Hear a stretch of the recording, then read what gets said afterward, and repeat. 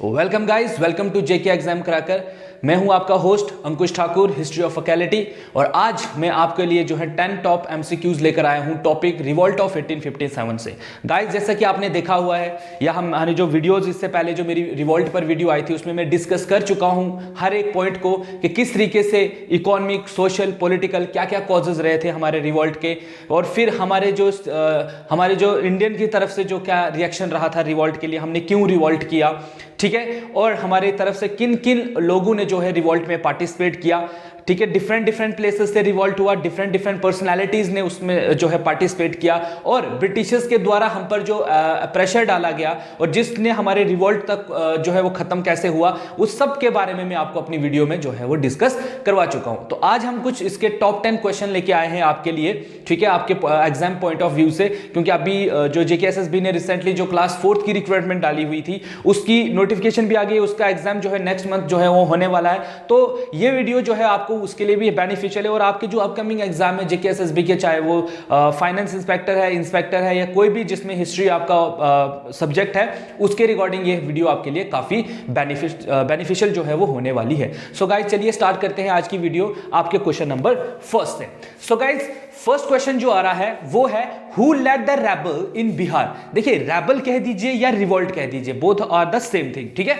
So who led the rebel in Bihar. तो बिहार से अगर आपको याद होगा तो बिहार से कौन सी पर्सनालिटी जो है वो रिवॉल्ट कर रही थी, ठीक है। उनके ऑप्शंस यहां पर दिए हुए हैं। पहला ऑप्शन है लक्ष्मीबाई, दूसरा ऑप्शन है कुंवर सिंह, तीसरा ऑप्शन है तांत्या टोपे, और जो चौथा ऑप्शन है वो है नाना साहिब। सो गाइस, इसका राइट आंसर क्या है? इसका राइट आंसर है आपका ऑप्शन नंबर बी, जो है कुंवर सिंह। अगर आपको याद होगा, रानी लक्ष्मीबाई जो है वो झांसी से लड़ रही है, ठीक है, नाना साहब कहीं और से लड़ रहे हैं, तांत्या टोपे भी कहीं और से लड़ रहे हैं, अगर आपको याद होगा तो गाइस, ठीक है गाइस। तो इसका राइट आंसर क्या है? Kunwar Singh. So Kunwar Singh is from Bihar. Guys देखिए, इसमें ना कभी कभी आपको क्वेश्चन जो है वो ऐसे भी कुछ मैच दिया होता है, ठीक है, ऐसे बॉक्स बना होगा, ठीक है। इस साइड जो है वो पर्सनैलिटीज दी गई होंगी, और इस जगह पर इस साइड जो है वो लीडर्स लिखे गए होंगे, और इस साइड जो है आपका प्लेसेस लिखे होंगे, ठीक है। सो यहां पर लिखे 1 2 3 4 दिए होंगे, यहां पर भी इनको जो है, और इनको बोला होगा करेक्ट मैच बनाइए, और यहां पर ऑप्शन जो है वो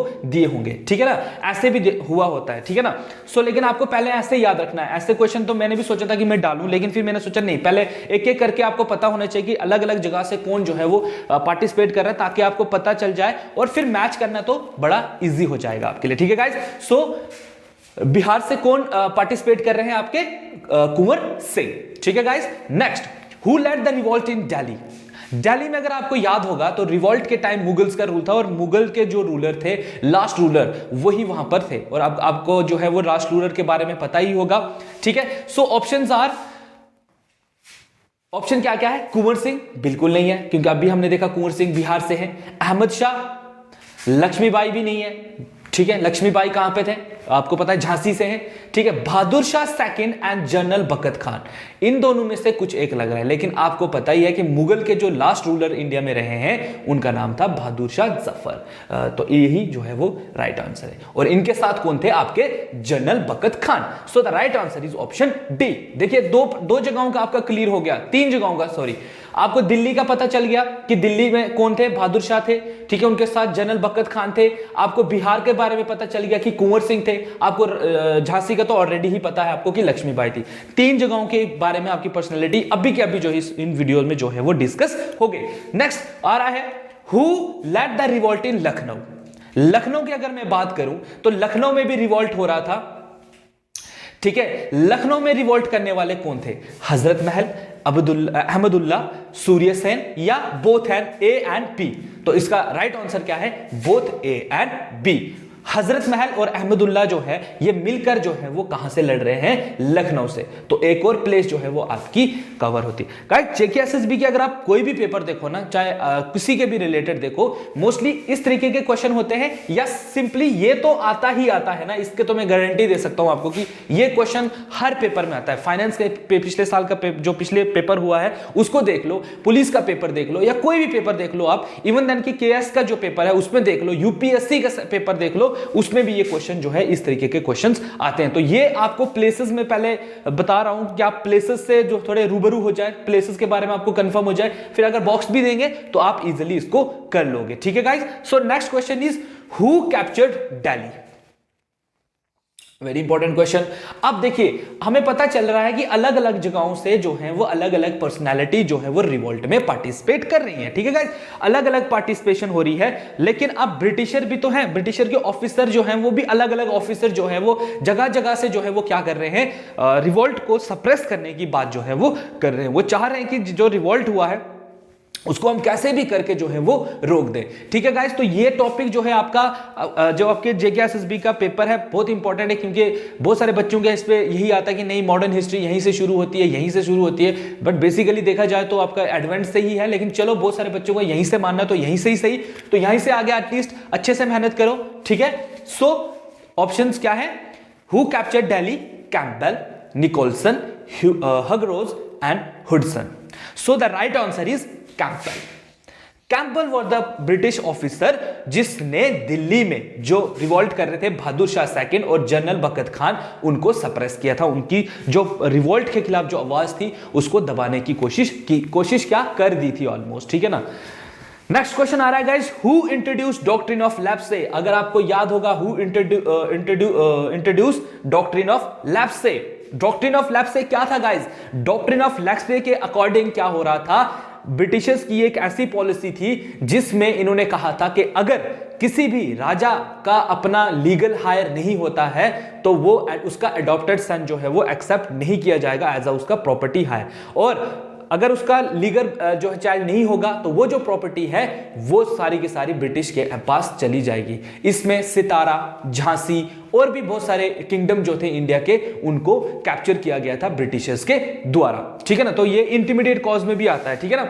सो डॉक्ट्रिन ऑफ लैप्से किसने इंट्रोड्यूस की थी इंडिया में? डॉक्ट्रिन ऑफ लैप्से इंट्रोड्यूस करने वाले आपके पास ऑप्शंस हैं, Lord Wellesley, Lord Dalhousie, Lord Minto और लॉर्ड कैनिंग, ठीक है। सो the right answer is your Lord Dalhousie. याद रखिएगा, लॉर्ड डलहौजी की एक पॉलिसी थी डॉक्ट्रिन ऑफ लैप्से, जिसके अंदर कोई भी लीगल अगर हायर नहीं होगा प्रॉपर्टी का किसी भी किंग का, तो दैट प्रॉपर्टी जो है वो किसके पास चली जाएगी? ब्रिटिशर्स के पास चली जाएगी। ये ग्रैबलिंग हो रही है इंडियन जितने भी इंडियन किंगडम थे उस टाइम पर, धीरे धीरे अभी उस टाइम हम देख रहे थे ना, जैसे मैंने आपको वीडियो में बताया था कि ब्रिटिशर्स का पॉलिसीज ऐसी थी कि वो सिर्फ अपने एम्पायर को या अपने रूल को जो है वो बढ़ाना चाहते थे, ज्यादा से ज्यादा इंडिया को कैप्चर करना चाहते थे, चाहे सीधे रास्ते से चाहे उल्टे रास्ते से। तो सीधे रास्ते से भी उन्होंने जैसे वॉर वगैरह की है ना, एंड दूसरी उन्होंने जो है जैसे पॉलिसीज वगैरह इंडिया में चलाना स्टार्ट किया। तो डॉक्ट्रिन ऑफ लैप्से जो आपके लॉर्ड डलहौजी ने स्टार्ट की थी, जिसके अंडर क्या हो रहा था, बहुत सारी जगहों को कैप्चर किया गया था। पेपर में यह तक पूछा जाता है कि जो डॉक्ट्रिन ऑफ लैप्से है उसके अकॉर्डिंग जो है वो कौन सी फॉलोइंग स्टेट को जो है वो कैप्चर किया गया था। ये हम जब नेक्स्ट वीडियो हमारी इस पे रहेगी, ठीक है, हम कोशिश करेंगे कि पेपर तक आप तक जितनी वीडियोस हमारी पहुंच सके हम पहुंचाने की कोशिश करेंगे, ठीक है गाइस, याद रखना आपका काम है। सो गाइस नेक्स्ट क्वेश्चन आ रहा है मंगल पांडे। अगर आपको मंगल पांडे याद होगा, मंगल पांडे जो है वो बहुत बड़ी पर्सनैलिटी रही है ड्यूरिंग द रिवोल्ट ऑफ 1857। सो मंगल पांडे को कब एग्जीक्यूट किया गया, कब उनको एग्जीक्यूट मतलब कब उनको फांसी दी गई? तो options are 2 June of 1857, 2 May 1855, 4 May 1857 और 9 मई 1857। तो right answer is 9 May 1857। Guys याद रखिए, ठीक है। और ये मंगल पांडे किस इन्फेंट्री को बिलोंग करते थे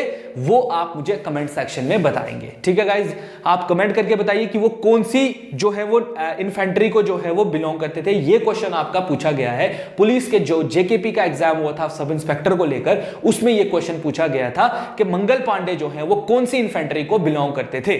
तो उसका आंसर आप मुझे बताइए, ठीक है गाइज। नेक्स्ट क्वेश्चन जो आ रहा है आपका, नेक्स्ट क्वेश्चन है who is the author of the book the first war of independence? Guys मैंने आपको जैसे हमारी जो वीडियो मेरा जो टॉपिक रहा था, जब मैंने इसके ऊपर वीडियो आपको दी थी उसमें मैंने बोला भी था कि रिवोल्ट ऑफ 1857 को हम लोग फर्स्ट वॉर ऑफ इंडिपेंडेंस भी कहते हैं। क्यों?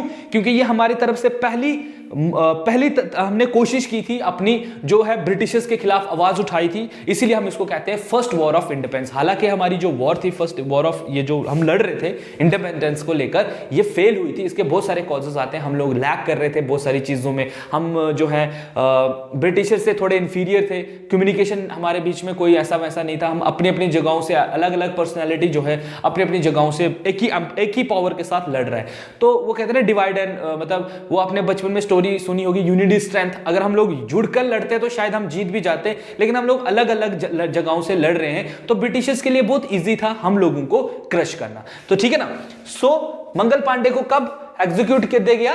9th of May 1857 को। ठीक है गाइस। नेक्स्ट क्वेश्चन जो आ रहा है, who is the author of the book the first war of independence? और इसके ऑप्शंस है कार्ल मार्क्स, ठीक है, एस अहमद, सैयद अहमद खान, अरसी मुजुमदार या एस एन सेन। किसने ये बुक जो है वो लिखी हुई है? सो द राइट आंसर है इसका कार्ल मार्क्स। कार्ल मार्क्स एक ऐसे बंदे थे जिन्होंने जो the first war of independence book है उसको ऑथर किया हुआ है। ठीक है गाइस। नेक्स्ट क्वेश्चन आपके पास आ रहा है, who among the following britisher officer suppress the revolt of Jhansi? Very good. ठीक है, एक और इंपॉर्टेंट क्वेश्चन, कौन से ऐसे ब्रिटिश ऑफिसर थे जिन्होंने झांसी में जो रिवोल्ट चल रहा था उसको सप्रेस किया था? Options are Colin Campbell, Henry Havelock, Henry Lawrence और हगरोज। हगरोज भी कहा जाता है इनको। ठीक है, सो इनमें से कौन थे? So the option is D, Hugh Rose. ठीक है, तो ऑप्शन जो है इसका D is the right answer. ये तो आपको पता ही है, वैसे ही छोटे मोटे क्वेश्चन है। Who among the following British officer capture Banaras during the revolt? Another important question. देखो मैं इसमें आपको पर्सनैलिटी भी बता रहा हूं कि कौन सी पर्सनैलिटी जो है वो काइंड ऑफ, ये इंडिया है, ये ब्रिटिशर्स है ना, लेस पावरफुल और ये ज्यादा पावरफुल। ये इंडियन जो पर्सनालिटी है जो रिवोल्ट कर रही है, और ये ब्रिटिश पर्सनालिटी जो इसको क्रश कर रही है। ठीक है ना, काइंड ऑफ ऐसा चल रहा है। सो मैं आपको पर्सनालिटी भी बता रहा हूं, साथ ही साथ मैं ये भी बता रहा हूं कि कौन सी पावर किसको क्रश कर रही है। ठीक है, जैसे आपने दिल्ली में देखा, किसने सप्रेस किया, दिल्ली से कौन लड़ रहा था। पेपर में क्वेश्चन ऐसे ही पूछा, या तो आपको वो सीधा बता देगा, बताइए कि किस जगह से कौन सा इंसान जो है वो रिवोल्ट में हिस्सा लिया था, या कौन सी जगह से किस बंदे ने जो है, जैसे ऐसे पूछेगा झांसी में किसने जी सप्रेस किया था, 3 4 5 ऑप्शन इस साइड होंगे, 3 4 5 ऑप्शन होंगे, नीचे ऑप्शन में दिया होगा A 1 2 है ना, वो आपने देखा होगा। तो किसने किया था, तो पहले आपने पढ़ना है किस जगह से कौन लड़ रहा है और कौन उसको सप्रेस कर रहा है। सो द राइट आंसर जो है इसका वो कौन है? Who among the following British, जिसने बनारस को कैप्चर किया था, उनका नाम था कर्नल ऑनसेल। कर्नल ऑनसेल की अगर मैं बात करूं, देखिए बनारस की अगर मैं बात करूं तो बनारस और इलाहाबाद से जो है आपके कौन, मौलवी, जिनका नाम था मौलवी लियाकत अली।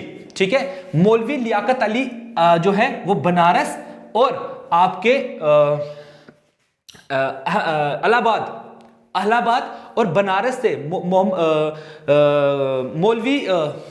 मौलवी लियाकत अली, जिनका नाम था मौलवी लियाकत अली, जो हैं वो बनारस और इलाहाबाद से रिवोल्ट में हिस्सा ले रहे हैं, उनको जो है सप्रेस करने वाले का नाम था कर्नल ऑनसेल।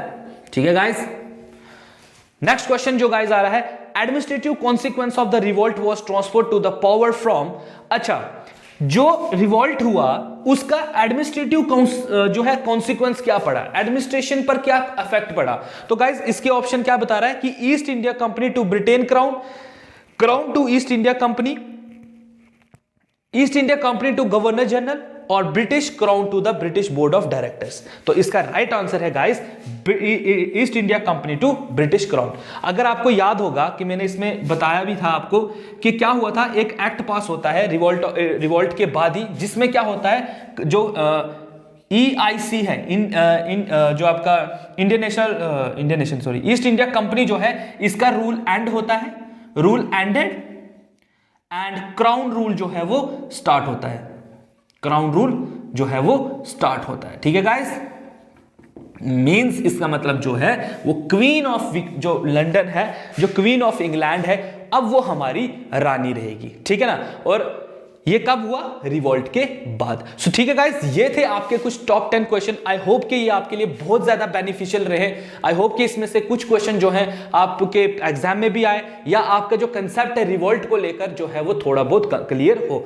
खासकर वो बच्चे जिन्होंने मेरी वीडियो या जिन्होंने जिस भी बुक से पढ़ा है, उनके लिए ये एक रिवीजन करने का टाइम है। ठीक है, इसके बाद हम लोग जो है आपके जो नेक्स्ट टॉपिक हमारा रहेगा उसके ऊपर वीडियो बनाएंगे। हमारी रोज वीडियो जो है वो यूट्यूब पर आ रही है, आप उस पर वीडियो को देखिए। कमेंट सेक्शन में जो है कमेंट करते रहिए। ठीक है, जो भी आपको उसमें कुछ एक्स्ट्रा इंफॉर्मेशन आपके पास है तो उसको शेयर कीजिए। ठीक है, क्योंकि आपको पता है कि नेक्स्ट मंथ जो है वो एग्जाम आने वाला है, आपके क्लास 4th का भी एग्जाम है।